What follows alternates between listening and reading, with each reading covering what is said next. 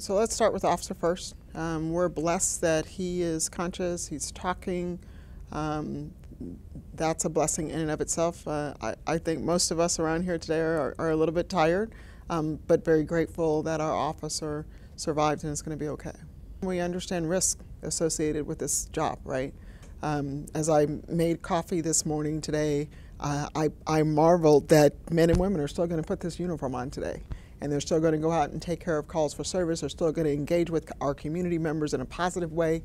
But at the same time, they understand the risks associated with this job, yet they go do it every day. That's heroic. What we're seeing in the incidents that we've been involved in is this is happening all over the city.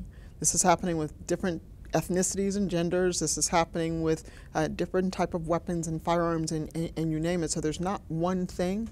It's an alarming trend. Please don't hear me not say that. It's an alarming trend, which is why having the National Police Foundation come in and conduct a study to find out some of those whys, to look at our training, to look at our practices, to look at years of officer-involved shootings to see what we can learn from those, and to better equip our officers as well as the community for those type of encounters that our officers have been engaging with. I do think it's important to note those. So when you think of 34 incidents, do keep in mind that it's 1.5 million people in this community. Do keep in mind that we answer over 1 million calls for service.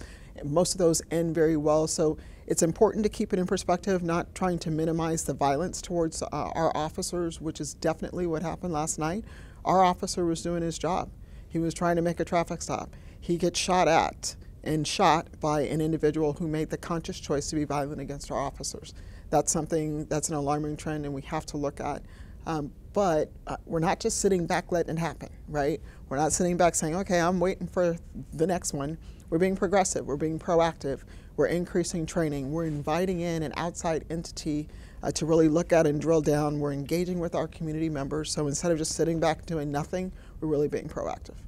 When we talk about the suspect's behavior, so remember I'm saying 34 people out of 1.5 million, the spectrum of the whys or why are they doing what they're doing varies just as well as our geography varies. So is it mental health issues? Is it alcohol? Is it substance abuse? We don't have those answers to the questions. So we're really looking forward to getting that information also.